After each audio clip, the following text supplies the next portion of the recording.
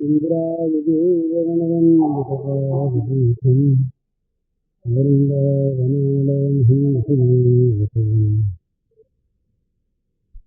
जलधरवर्णम् चम्पकोद्भासिकरणम् विकसितनलिनाश्रियम् विस्फुरन् मन्दहास्यम् कनखरुचितूलम् चारुबलभावतूलम् कनकशिलसारम्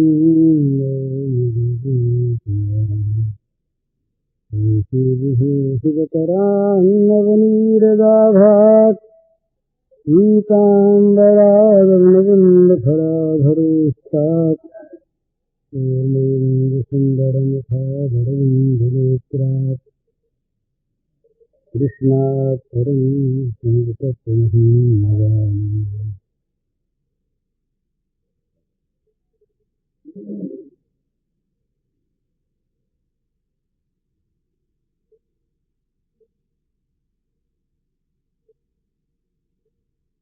समस्त गुणों से अतीत होना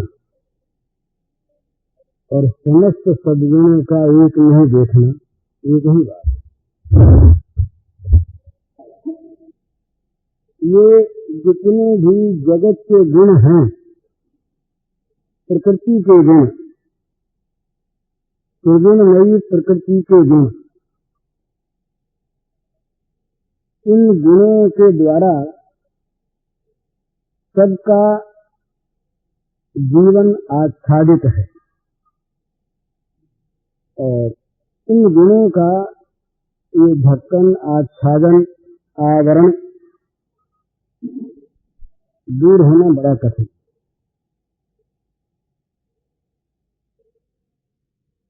और इनके दूर होने का उपाय भगवान ने एक ही बताया, मानव प्रपद्यन्ते मायाम एकाम तरन्ति से। भगवान की बड़ी दुरत्य माया ये सबको मोहित किए हुए है।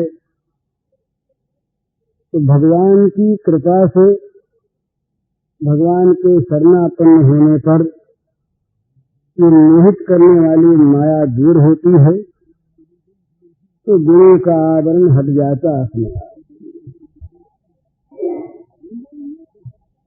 तो प्रपद्य का अर्थ है शरण होना, भजन करना, लगना, भगवान के हो जाना। तो उसका एक दूसरा रूप ये होता है कि ये गुणमय जगत नहीं रहकर सर्व गुणमय भगवान रह जाते हैं और उन भगवान के साथ, एकमात्र उन भगवान के साथ अभिन्न संपर्क स्थापित हो जाता है। और उस संपर्क की स्थापना ही उसके लिए गुणातीत अवस्था है। कोई गुण उस पर अपना प्रभाव नहीं डाल सकता जिसका सीधा और अभिन्न संबंध अपने प्रभु के साथ हो गया। और सारे संकल्पों का संन्यास करने की आवश्यकता नहीं, सारे संकल्प एक में जाकर केंद्रित हो जाते हैं, तो अन्य सबसे संन्यास अपने आप हो गया।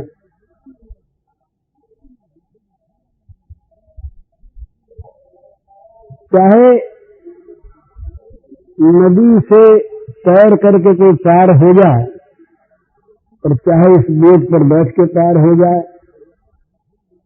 पार होने वाले दोनों ही पार हो गए। तो चाहे इन गुणों का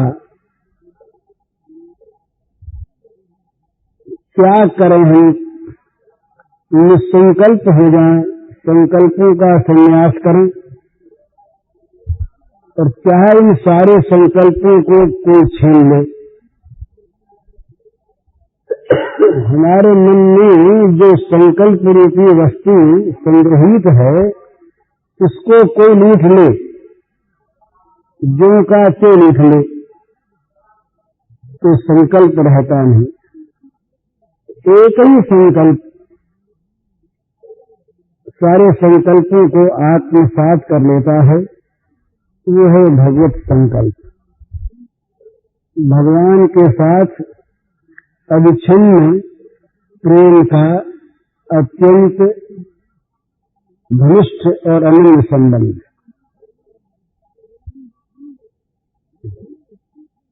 फिर वे उठते बैठते जागते सोते हर समय हर अवस्था में भगवान में ही स्थिति रहती है इसकी, भगवान के सिवा कहीं जाती नहीं।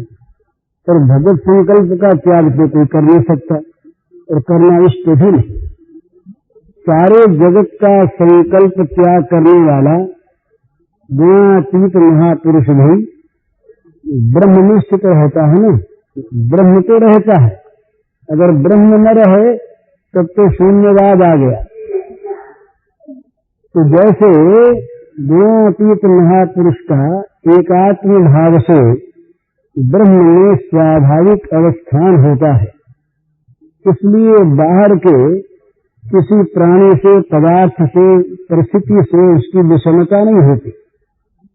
वो सब में सम रहता है।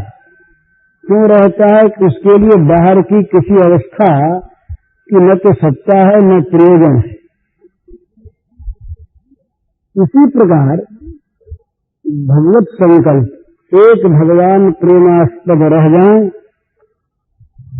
तो फिर जगत की जिस रूप में सत्ता आज हमारे सामने है, इस रूप में सत्ता रहती ही नहीं। तो अपने आप संकल्प का संन्यास हो गया, गुणों का अस्तित्व नहीं रहा, एकमात्र भगवान रह गए। इतना सा अंतर है इसमें कि उस गुणातीतावस्था में जहाँ एकात्म है अवशेष ब्रह्म तत्व के साथ, वहाँ अनुभव करने वाला भी नहीं रहता। अनुभव करने वाला जहाँ तक रहता है वहाँ तक वृत्ति है,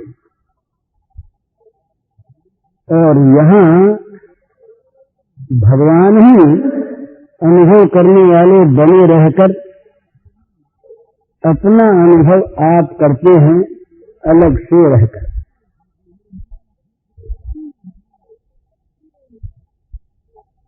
यहाँ अनुभव है और वहाँ अनुभव नहीं है,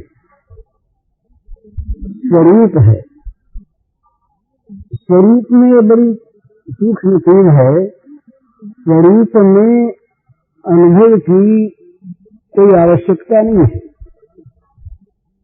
अनुभव की आवश्यकता के लिए अनुभव के योग्य किसी वस्तु की आवश्यकता होती है, और अनुभव करने वाला कोई रहता है, चाहे वो अत्यंत सूक्ष्म हो, तो उसमें अनुभव नहीं है। और इसमें जो अनुभव है ये यहाँ दो रहते हैं, इसलिए एक ही दो बनकर स्वयं अपने में अपना अनुभव करते हैं। तो यहाँ पर भी जगत नहीं, वहाँ पर भी जगत नहीं। यहाँ पर जो है उसका नाम कुछ भी रख दें, अनिर्वचनीय अचिंत्य कुछ भी, और नाम रखते उसका ब्रह्म नाम रखते हैं, परमात्मा रखते हैं, आत्मा रखते हैं, स्वस्वरूप रखते हैं, ज्ञान स्वरूप रखते हैं, तत्व रखते हैं, कुछ भी रखते हैं। और यहाँ उसका नाम है भगवान, परम प्रेमास्पद, परम प्रेष्ठ, प्राण प्रिय। और वो प्राण प्रिय ही अनुभव करने वाला बना हुआ अनुभव रसानंद का आस्वादन करता है। तो यहाँ आस्वादन, आस्वाद्य और आस्वादक है, परंतु एक ही तत्व आस्वाद्य भी बना, आस्वादन भी बना और आस्वादक भी बना। तो इस प्रकार से दोनों में ही स्थिति एक सी है। ये भ्रम होता है दोनों में ही। बोले प्रेम में नियम नहीं होता, तो प्रेम में जगत चाहे बना रहे भगवान के लिए रहता है। इस प्रकार की बात मानकर मनुष्य का चित्त भोगों में रह जाता है, भगवान का नाम ले लेता है। वो कहता है भाई बाध्यतानुवृत्ति से ये जगत भले ही रहे, जगत की क्रिया भली रहे, तत्वता नहीं है। तो तत्वता यहाँ भी नहीं, यहाँ भी नहीं, तो तत्वता से पता किसको लगे? वो बाध्यतानुवृत्ति कह दे और वो प्रेम में नहीं रहना कह दे। यदि दोनों तरफ ही कहने की चीज है तो असली स्थिति में वहां है, यहाँ है। और असली स्थिति है तो जो वहां है वो यहाँ है, क्योंकि सत्य दो है नहीं।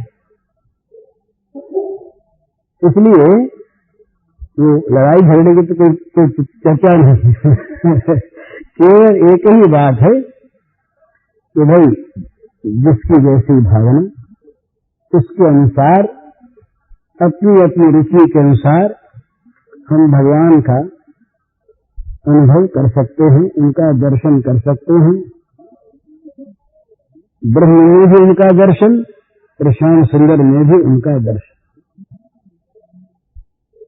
श्याम सुंदर भी ब्रह्म, ब्रह्म भी श्याम सुंदर। परंतु जो श्याम सुंदर के रस को देखते हैं उनको जगत में व्यापक ब्रह्म नहीं देखता, उसको जगत में प्रत्येक स्थान पर नृत्य करने वाला मदन मोहन त्रिभंग शेखर, परम ललित परम सुंदर मुनिमन मोहन मनमथ मनमथ नाचता हुआ उछलता हुआ श्याम सुंदर दिखता है। वहां जहां शांता आनंद है यहाँ उच्छलिता आनंद है।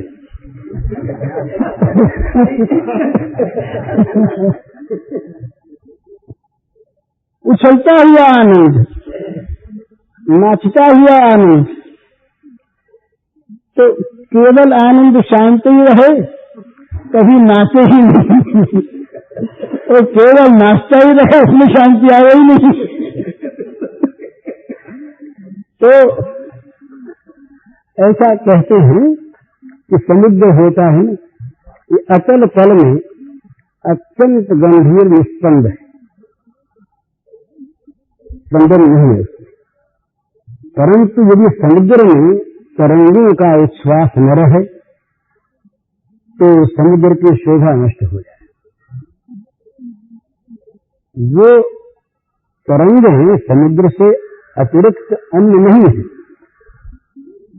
और भक्त की भाषा शंकराचार्य अपनी भाषा में कहते हैं सामुद्रो ही तरंग कुचन समुद्रो न तरंग सत्य भेदा पदमेनाथ तवाहम नमानकीनस्त्वम। भाई भेद नहीं है महाराज आपने रहन में, भेद का अभाव है, परंतु तवाहम हम तुम्हारे नमानकीनस्त्वम। कैसे कहें इतनी बड़ी बात तुम्हारे समुद्रो ही तरंग वचन समुद्रो न तरंग। तो ये तो भक्त की भाषा, पर भगवान में उच्छ्वास भी है, उछलना भी है और शांति भी है। तो उस जहां ब्रह्म देखने वाले को जगत में व्यापक विचार दृष्टि से बुद्धि के अत्यंत सूक्ष्म हो जाने पर दृश्यते प्रज्ञा बुद्धिया सूक्ष्म सूक्ष्म दर्शने, सूक्ष्म दर्शन होता है ब्रह्म की व्यापक एक सत्ता का। उसी प्रकार इसको देखता है भगवान श्याम सुंदर और कोई नहीं दिखता है। हम तो इसका यही अर्थ किया कि वासुदेव सर्वमिति महात्मा सुदुर्लभ है। अपनी रुचि की चीज अच्छी लगती है, अपने आप को हो जाए कुछ नहीं होने जाने को लेकर के तर्क नहीं है।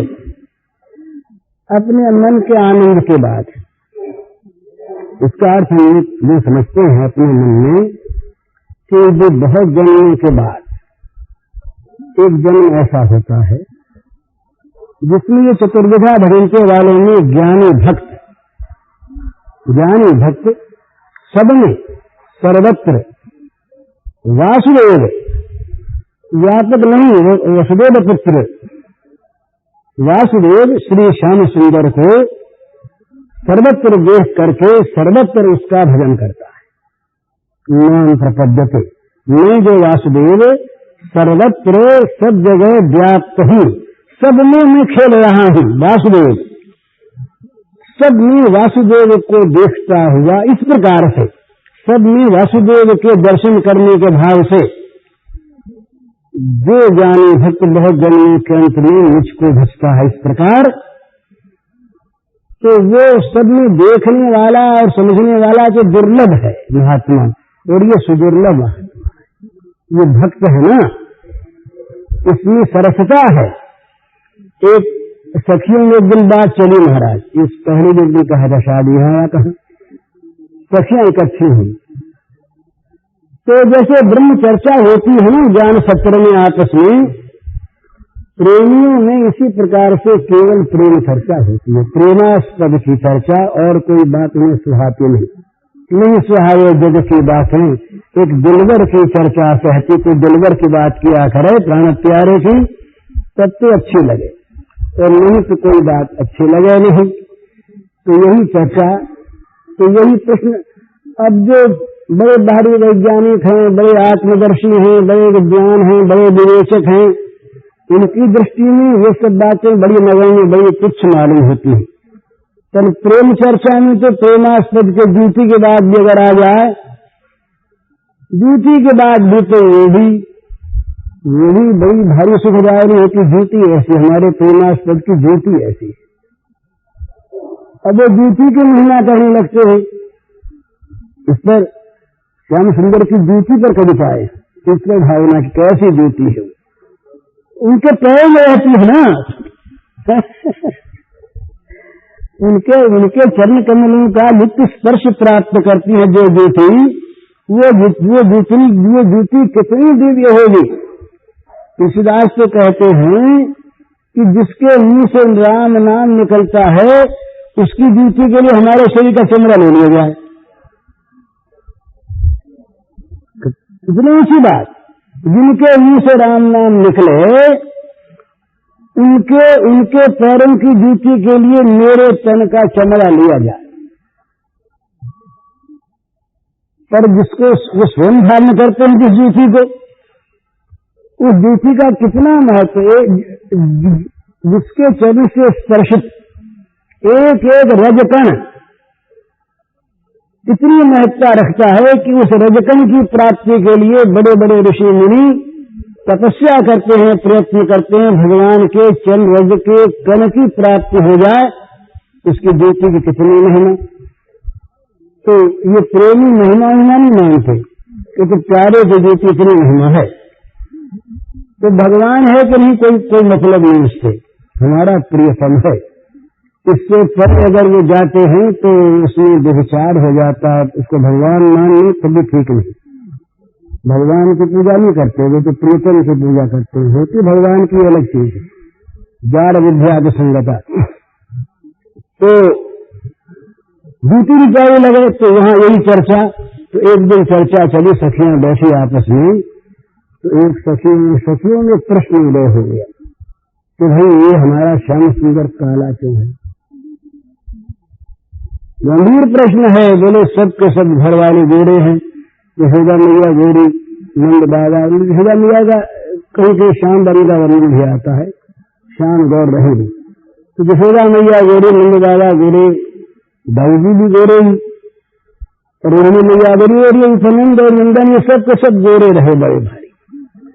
जो श्याम सुंदर हमारे ये श्याम, ये नवनील नीरद श्याम वर्ण ये कहां से हो गए, काले हो गए। तो दूसरी सखी ने कहा कि ये तो भाई सीधी सी बात है, इसमें कोई खास बात तो है नहीं, ये तो तब तो हम दोनों को जाती है। बोले कैसे? तो बोली कजरारी अखियान में बसो रहे दिन रात, प्रीतम प्यारो हे सखी पाते सांवर रात। कजरारी अखियान में बसो रहे दिन रात, प्रीतम प्यारो हे सखी पाते सांवर रात। हमारी काजल भरी आंखों में ये दिन रात बसता है। कभी आके जा तो नहाने धोने को समय मिल जाए कभी साबुन वाबुन लगा के नहा ले बेचारा पर जो काजल की कोठरी में कैदी हो गया बसो है दिन रात, कभी जो वहां से निकलता नहीं तो काजल लग लग के काला हो गया।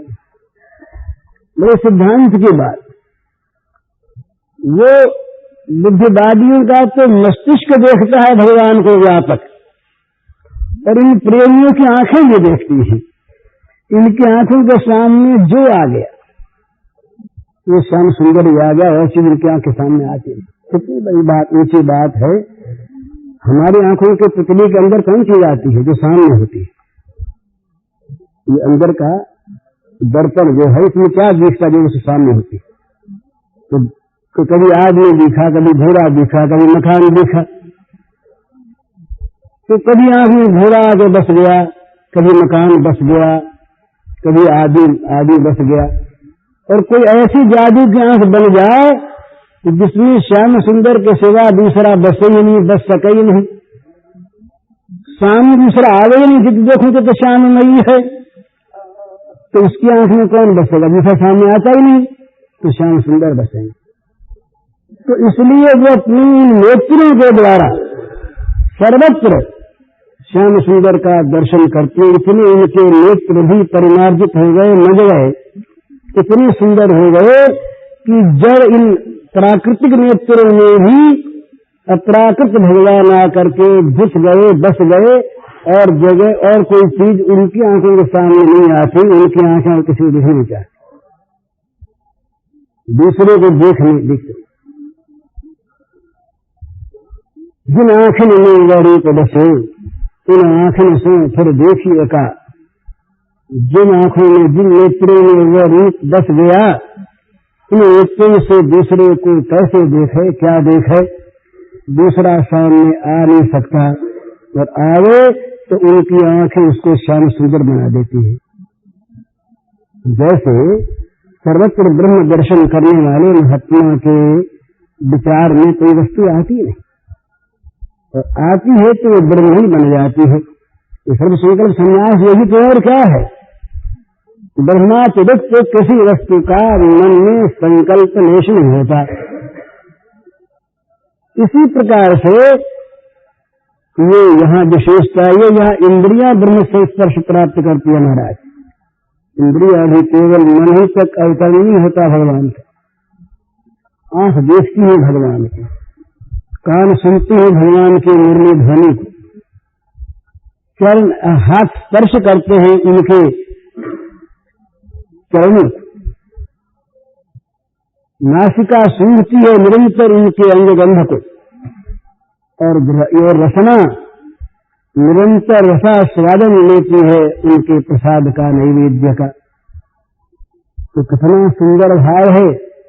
प्रत्येक इंद्रिय के द्वारा निरंतर भगवान का ही भोग, और चीज सामने आती नहीं। तो वो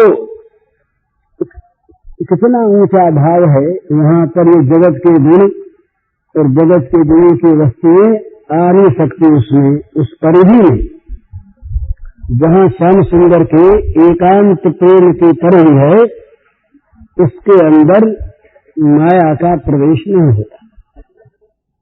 वहां अगर माया आती है कोई, तो भगवान की स्वयं स्वरूपा शक्ति आती है, जो भगवान की भगवत्ता को भी तिरोहित किए रहती है, और भक्त भी भगवान को भगवान नहीं मानता।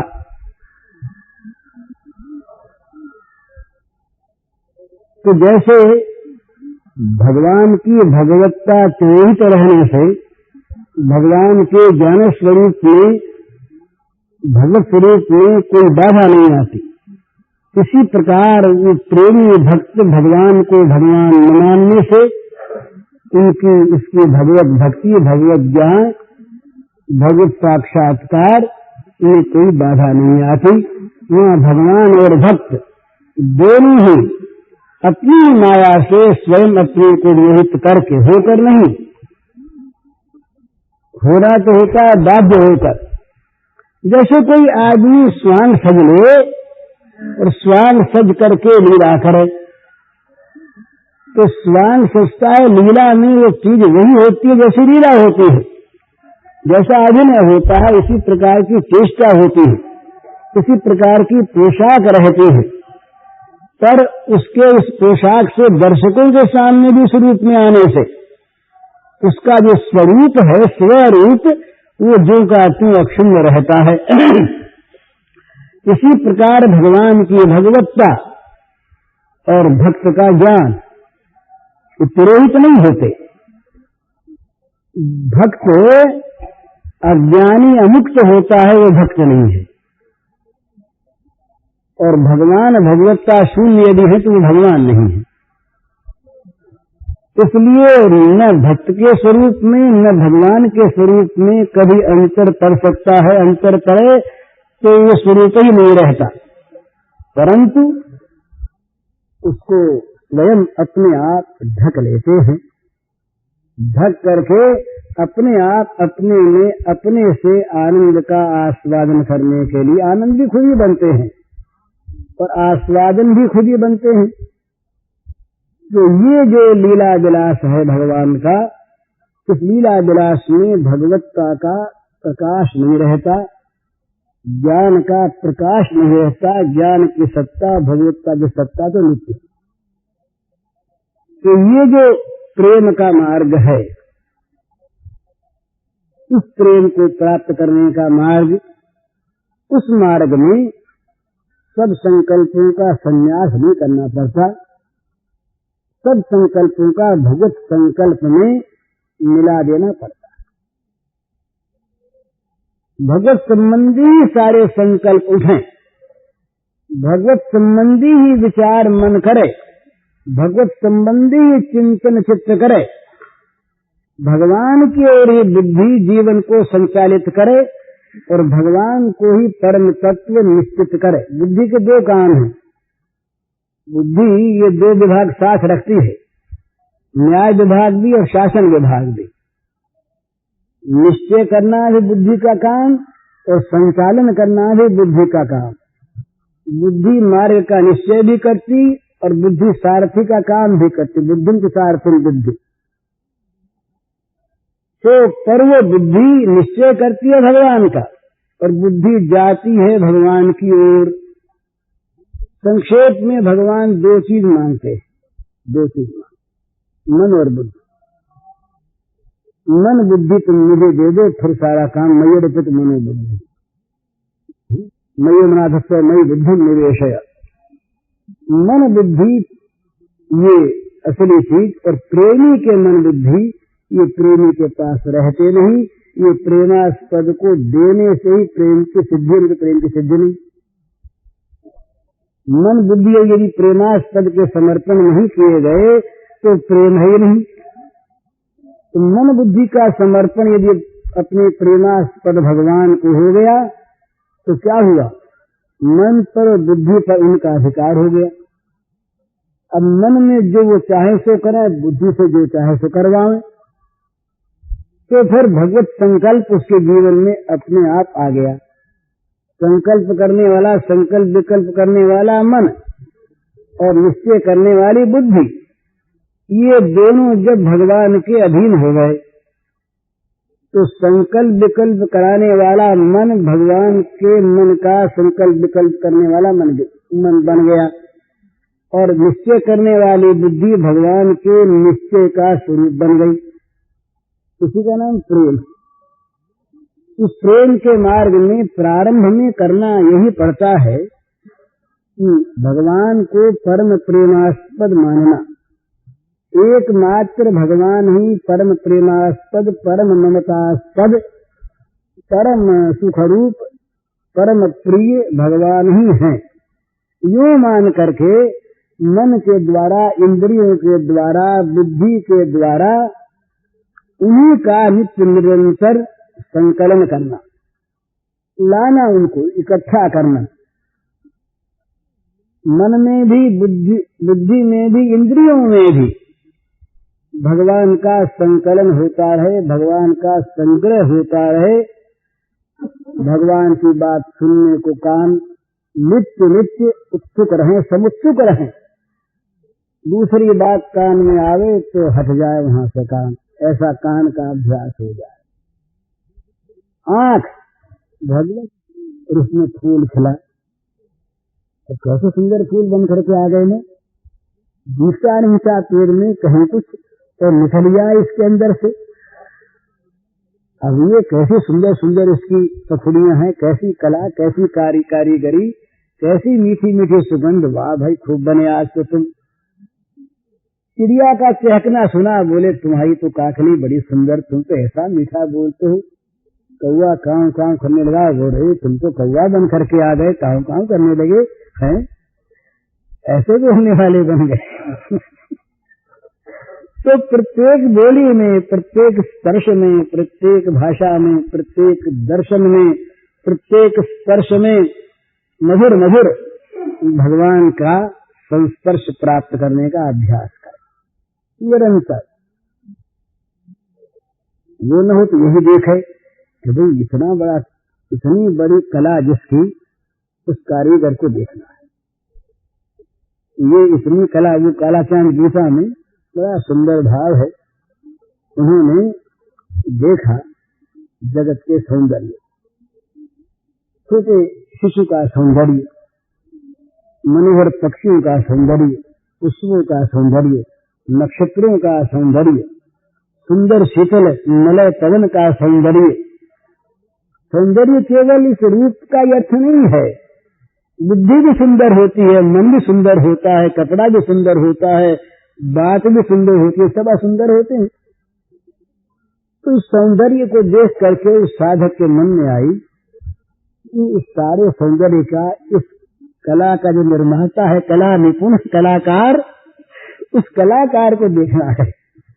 वो कलाकार, जिसकी ये कला, वो कलाकार कैसा है उसे देखना है। जिसकी तूलिका में ये जादू है, जिससे इसने चित्रण किया, जिसके चित्रण का ये चमत्कार, वो चित्रकार कैसा है, उसका हृदय कैसा है, उसके नेत्र कैसे हैं, उसका मुख कैसा है, उसके चरण कैसे हैं, ये उसे देखना है। तो भगवान को देखने की अभिलाषा जागृत मन में हो गई और वो लालसा बढ़ती चली गई।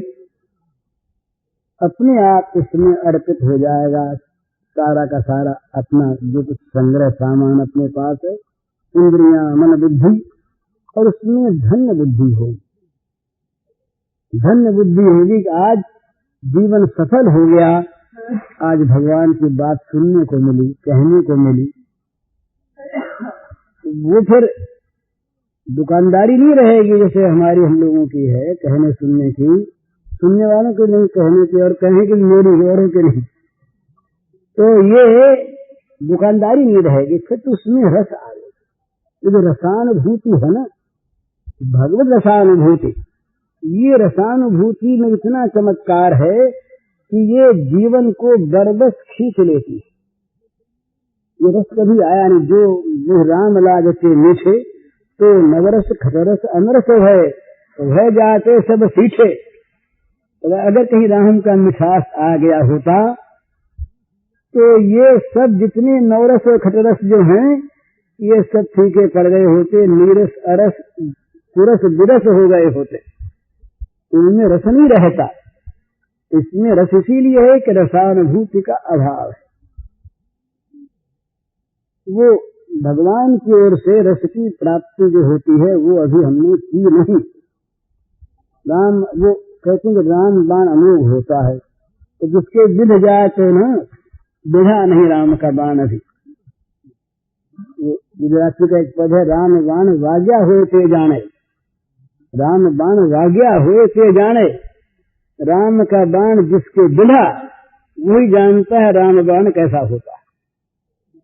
जिसने देखा कभी नयन भर मोहन रूप बिना बाधा, वही जान सकता है क्यों कर कुल कलंकिनी है राधा। जिसने देखा कभी नयन भर मोहन रूप बिना बाधा, वही जान सकता है क्यों कर कुल कलंकिनी है राधा। राधा को लोगों ने कहा कुल कलंकिनी, तो इससे बड़ी कोई कुल को उज्जवल करने वाले तो हुई नहीं आज तक।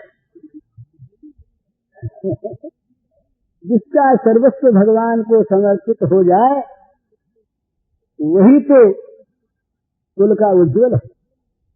लेकिन चोर जैसे जो चोर नहीं होता उसको मूर्ख मानते हैं, उसको चोर कुल का कलंक मानते हैं, है कि नहीं ये बात? हिरण्यकशिपु ने कहा प्रहलाद से कि तुम हमारे कुल में कलंक कहां से पैदा हो गए?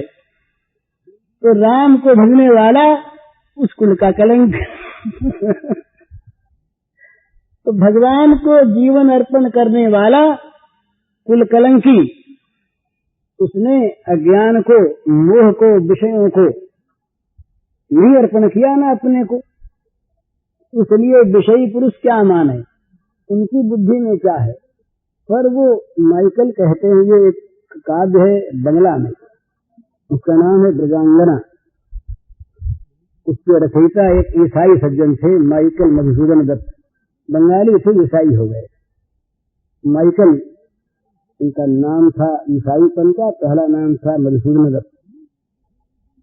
उन्होंने एक काव्य लिखा है, उस काव्य का नाम है ब्रजांगना। इसका ये अनुवाद हिंदी में किया हुआ है। इस अनुवाद की ये 2 लाइन है। जिसने देखा कभी नयन भर मोहन रूप बिना बाधा, वही जान सकता है क्यों कर कुल कलंकिनी है राधा। जिसने कभी मोहन के रूप को बिना बाधा के जरा सा देख लिया, वही इस बात का अनुभव कर सकता है कि कुल का परित्याग राधा के द्वारा कैसे हो गया। ये सारा कुल, मान, शील, लज्जा, धैर्य, लोक परलोक, ये सब भगवान का आवाहन होने पर ये रहता नहीं, बह जाता है। इसे छोड़ना नहीं है, छूट जाता है। इसका त्याग नहीं करना है। स्वजनम चार्य पथम हित्वा, छोड़ने के बाद पर छूट गया, रहा नहीं, ये रह सकता नहीं, क्योंकि वो इस प्रकार की एक बड़े जोर की आंधी होती है। वो सारे वो कूड़े करकट को तमाम उड़ा के ले जाती है। एक आंधी होती है कूड़ा भर देने वाली, एक आंधी होती है कूड़े को उड़ा ले जाने वाली। तो ये जो विषयाशक्ति का तूफान है, ये तमाम जगहों से इकट्ठा करके कूड़ा ला के भर देता है। और ये जो प्रेम की आंधी है भगवान की, इस सारे कूड़े करकट को ले जा करके एक ऐसी विलक्षण आग में डाल देती है कि सदा के लिए कूड़ा जल जाता। कूड़ा क्या है? ये भगवान के अतिरिक्त जो कुछ है सारा कूड़ा ही कूड़ा है। सारी गंदगी गंदगी है। जिसमें भगवान नहीं उसका नाम है दुख। दुखालय भगवान ने कहा, असुखम भगवान ने कहा। किसको कहा? जो भगवान से सहित संसार, उसको कहा। जिस जीवन में भगवान भरा उसको कहा। वहां तो दुख है ही नहीं। वहां तो दुख का आत्यंतिक अभाव है, तो सुख की आत्यंतिक स्थिति है। तो ये दुख कहाँ है? जहाँ भगवान नहीं। तो जगत में 2 ही चीज है, या जगत दुखमय है और या जगत भगवानमय है। जहाँ भगवान को हम नहीं देखते वहाँ चाहे हम 1000 सुख की सामग्री वो एकत्र कर लें, 1000 सुख का हम अपने मन में संकल्प कर लें। धन से सुख मिलेगा, पुत्र से मिलेगा, स्त्री से मिलेगा, पति से मिलेगा, मकान से मिलेगा, न मालूम किस किस से सुख की संभावना का संकल्प है, और चाहे वो सब प्राप्त भी हो जाए, पर वो कड़वी तूड़ी का चाहे दिलकुशाल बना ले, कलाकंद बना ले, चीनी उनी उसमें हो नहीं, तो चाहे शक्ल उसकी कलाकंद की हो जाए, मिश्री की हो जाए, पर मुंह में लेते ही तो उल्टी आने लगेगी। तो हम नाम चाहे कुछ भी रख लें, जो जगत प्रभु से शून्य है हमारी दिमाग में, वो जगत दुखमय है, इसमें कोई संदेह नहीं। और जहाँ भगवान है वहाँ तो सारे सुख, सारी शांति, सारा आनंद अपने आप बिना बुलाए, सूर्य के साथ प्रकाश आवेगा ही, अग्नि के साथ दाहिका शक्ति आवेगी ही, अमृत के साथ अमृतत्व आवेगा ही, इसी प्रकार भगवान के साथ सुख शांति आवेगी ही। तो जगत के दो ही रूप हैं, या तो जगत में सुख ही सुख है या दुख ही दुख है। ये जहाँ मिश्रण है वहाँ का सुख भी दुख है, द्वंदात्मक जो है ना, सुख दुख, तो वहाँ सुख जो है वो दुख को लिए रहता है, दुख की संभावना। संसार का प्रत्येक सुखी आदमी विषन्न रहता है, उदास रहता है, भयभीत रहता है कि सुख चला न जाए, दुख आ न जाए, क्योंकि वो जानता है, ये आत्मा का अनुभव है कि ये रहने वाली चीज नहीं। आगमा पाई नहीं चिकित्सा भारत, अरे सहो इसको, ये आगमा पाई है। और जिसकी आंख खुल गई, बुद्धिमान हो गया, वो तो बस ये समझता है कि दुख योनि ही संस्पर्शजा भोगा, दुख योन एवं आद्यंतवंत कौंतेय न तेषु रमते बोधा। बुद्धिमान आदमी इनमें रमता ही नहीं, प्रीत करता ही नहीं, दुख ही दुख है। तो क्या करना चाहिए? सीधी सीधी बात, भगवान की बात सुने, भगवान के दिन से नहीं। ये बहुत ज्यादा उपदेश की चर्चा में लाभ नहीं, बहुत बड़े ज्ञान विज्ञान की चर्चा में सब बड़ा अच्छा है, किसी का विरोध नहीं, पर माथे में अगर कोई बात समावे नहीं, समझ में नहीं आवे सूक्ष्म बात, तो बेचारा क्या करे?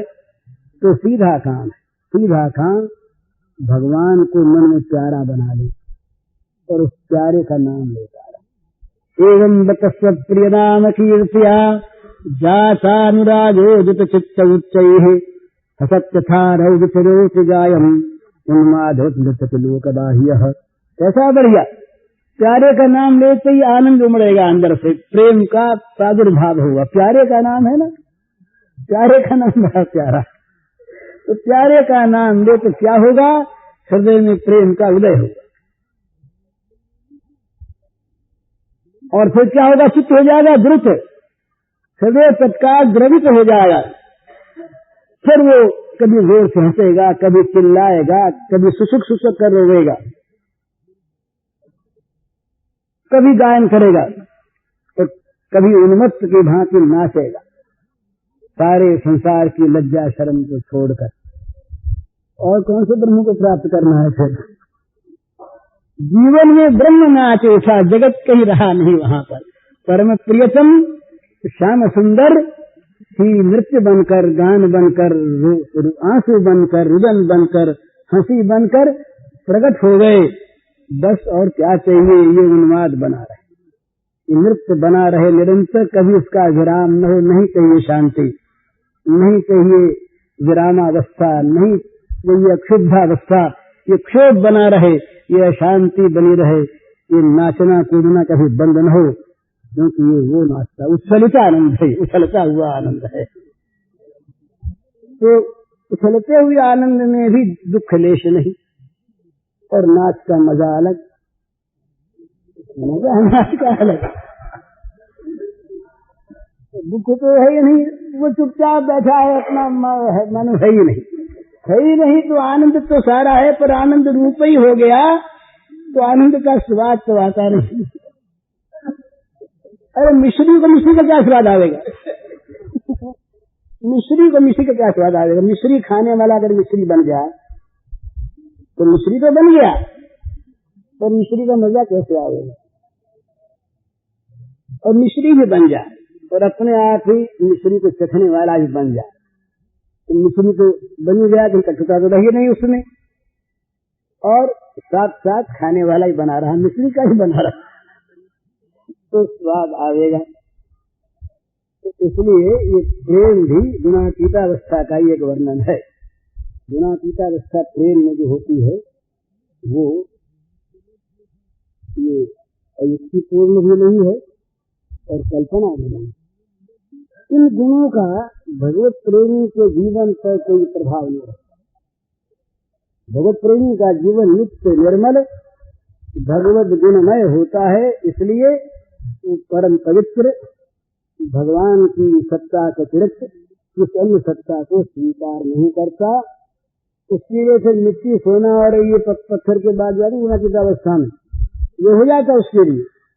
वो मिट्टी पत्थर सोने को कुछ समझता ही नहीं, वो तो अपने भगवान के, वो तो मिट्टी को नहीं समझता, नरक को नरक नहीं मानता वो। उसके नरक में भगवान खेलते हैं, भगवान को खेलना पड़ता है नरक में, उसके साथ ले जाओ नरक में, तुम्हारी इच्छा हो वहां ले जाओ, तुम्हारी इच्छा अपने धाम में ले जाओ, नाचना तुम्हें साथ पड़ेगा। इसको न नरक है, न स्वर्ग है, न मोक्ष है, न बंधन है। अब तो बंधन मोक्ष की इच्छा व्याकुल कभी न करती है, मुखड़ा ही नित नव बंधन है, मुक्ति चरण से भरती है। अब तो बंधन मोक्ष की इच्छा व्याकुल कभी न करती है, मुखड़ा ही नित नव बंधन है, मुक्ति चरण से भरती है। हरि आज जल्दी हो गया, इसलिए को काम करना थोड़ा जान को। तो भैया यही बात है, भगवान का नाम लेते रहो। और सारे ये प्रपंच जो हैं ये सब ऐसे नाम लो और उसको उनको प्रिय मानो, बस यही बात। पूज्य श्री भाई जी के इस प्रवचन का शीर्षक है श्याम सुंदर उछलते हुए आनंद है और इसका कैसेट संख्या है 201।